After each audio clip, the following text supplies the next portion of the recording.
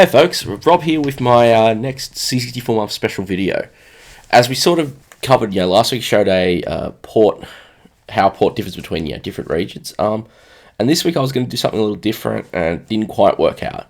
So I got for a bit of a nostalgia hit and actually dug up one of the first compilations I actually got for the C64, and that is the War Games Pak, which is an '89 release from a company called ECP, Entertainment and Computer Products.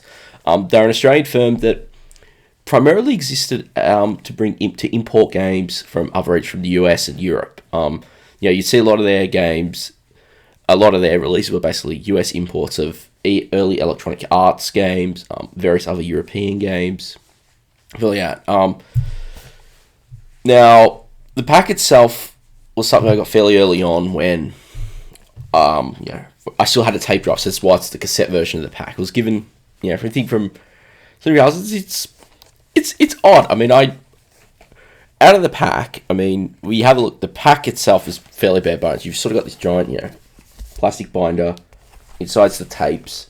10 games, 5 cassettes, so one game on each side, which actually works nicely. Most of the time with these kind of packs, you've got one or two tapes, and it's like a lot of games squeezed on for a really long tape. And especially now, 20, 30 years after these things came out, you get a little reliability issues there. Here, these tapes, when I actually went to dump them, it's actually why I dug this up, was a few months ago, I actually went and dumped the tapes of some of these games for being able to play around with later on. And in terms of giving a proper review, I can't really do that. The biggest reason is I actually lost the manual at some point. But the pack itself is interesting. So, one of the reasons I kind of got fond of it is the games themselves. Some are good. There's a couple of amazing classics on it. There's a couple of duds and some other ones that I kind of had a bit of memories of going back to play. So I think what I'll do is I will cut through, just show you a bit of each of the games, what I think. It's interesting to see, a combination of like big budget releases, in this case EA game, a couple of Electronic Arts releases here, but also some of these small things that solo developers were doing in Australia during that period. And it's sort of interesting to compare. So I'll fire up the 64 and start running some games. First game up is Strike Force, probably the oldest game in the pack here, being a 1984 release by Bubble Bus. Basic idea, as you can see, is you're in charge of a small turret and you just blast waves of enemy aircraft. Here, this first stage is helicopters. I wasn't able to get further than the second stage, which you might cut to in a bit. And the goal is you just move side to side, move up and down, target planes, target the craft, take him out. And to complete each stage, you basically try to take them out before the time runs out. And you can sort of see it's some fairly simplistic graphics. It's weird. I never played this one a lot back in the day, but playing it now, I found I actually quite enjoyed it a bit. You've got this fairly tight controls here. You're sort of trying to trace in on your rounds so that you can hit the targets in time. And it's the graphics are simplistic, but they stand out nicely. These dark black sprites on the lighter color backgrounds, they stand out. There's great contrast. All in all, it's not a bad little game. I actually really enjoyed going back to look at this one. And next up, we've got what is probably my favourite game in the pack, and that would be EA's Skyfox. I did a gameplay video of this a long time ago. I will probably throw a link in the description if you want to check that out. But if you haven't seen it, you haven't heard of the game, you're basically piloting advanced jet fighter, and you need to defend a colony and a series of installations from an alien invasion. There's a lot of variety, going from fairly simple training missions against ground or air targets to a full-on invasion of multiple motherships and spawning individual fleets. It's still a fairly early game. The C64 conversion was released in 1985, but as a game, it plays incredibly well. You've got very tight controls. You've got, multitude of systems on board for different missiles, your radar, your autopilot system. And again, you've got this challenge in having to decide which part of the conflict you want to serve, the ground or the air. And you also need to handle, being able to protect your bases. As I said, it's my favourite game in the pack, and it's one that still stands out even now as just being a really fun air-ground combat game. Third game in the pack is EA's Arctic Fox. Released in 1986 by Dynamics, they originally released it on the Amiga. The game is basically about an alien invasion on Earth. They're invading from the North Pole and basically converting the planet to their own needs by, running through giant air processes. You come on board with the Arctic Fox, a specialized polar tank designed for battling in the ice. You've got a whole bunch of cool systems to be able to bury underground, and the game is about finding their main facilities and taking it out. So you can sort of see, being fairly early-ish, it's not the best performance in 3D. You can see the frame rate chug a bit, but it's an incredibly tense game when suddenly your alarms are going off, and you've got recon planes circling you, and you're trying to take them out before they send more forces in, because once the enemies find you, they'll report you continuously. This was actually the one that I wanted to play the most, being impressed by the cover art and being impressed by the general synopsis of the game. But losing the instructions, it meant that was very hard. And I haven't given it as much of a go recently. I've been meaning to, but the opportunity hasn't presented itself. Again, this is one of the other really big ones in the pack that's worth playing. It's just that it really does require a lot of time compared to other games out there. Moving away from the big name imports, the first of the Australian titles on the pack is Task F. This is one ECP themselves put out in 1987, and the idea is you're lone fighter ace, and you're just going through blasting targets. And this is the thing, going back to this one, it's actually one I played a fair bit other than Skyfox in the pack. I don't think it's an amazing game, but it's actually been quite fun. You're flying over these carriers, bombing them. And I really like the graphics here. The style feels kind of appropriate for that late 80s budget game, which I guess makes a lot of sense. So you're going through, taking out these planes. You can sort of see how your bombs arc down, which I really like that detail. They don't just fire a bullet straight forward. They arc down, hit the target, and then you've got the enemy fire as flak coming up, which gives you that extra bit of challenge. And I don't think I show it, but you've also got the 1942 style loops where you hit the spacebar and the plane will barrel loop out of it. It's actually a fairly fun little shooter. The way it all comes together. It's not, it doesn't last forever. I mean, I don't think I can get past the second stage, but the controls are nice. Graphics are pretty nice. Controls feel responsive. Graphics are nice. And it's actually quite fun to play. Next up on the list is Tiger Tank. There's actually not a lot to show here, as I just really couldn't get anywhere. And this is one part of the pack I really didn't play a lot back in the day. Basic idea is that you control the tank through these mazes, and you need to find the radioactive dump items. It's hard to explain what they are. You go through each screen, you've got limited ammo, and you need to strategically take out the right enemies to be able to move forward, which I think is a not bad little design. And as you can see, the graphics themselves are actually quite nice, and it's one of the few games that did have music on its title screen, which was quite a surprise. What I don't really like is it's the limited ammo, and the way the levels are designed just make it a little too tough. It's one of the ones, even going back now, I just really didn't seem to enjoy that much. I think that's why I never played it a lot. Playing it now makes me think, it sort of had a nice idea, but it could have been a bit more work, could probably been moved forward a fair bit as well. Next up is Star Trooper. Now, this is a bit of an interesting one. On the box of compilation and on the title screen, it's known as Star Trooper. Yeah, the game was also released as Star Soldier. I actually found that in a lot a little while ago.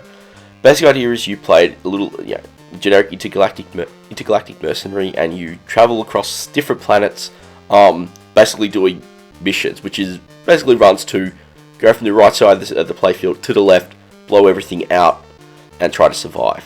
One of the things I like is this front end before the game, where you buy your items like your shields for life, your various weapons, and then you go and actually explore and select a job. It's sort of, even though the gameplay is fairly simplistic, as we'll come to, there still shows this challenge in the actual gameplay of just setting it up to go into the game and having a bit of fun. It's one I did play a fair bit as well, even though it definitely is a little timely to get into. It takes a while to arm up. The interface could have been better on that regard. The time taken to actually go through and select your inventory and arm, followed by selecting a planet, getting information about the level, and then deploying. Both of those things a little more time consuming than they needed to be. So it means that it's not quite as effective as it should be. But this is one I really did enjoy, even going back to it for recording this footage for the review. And now we come to what to me is easily the worst game in the pack. This is Star Force.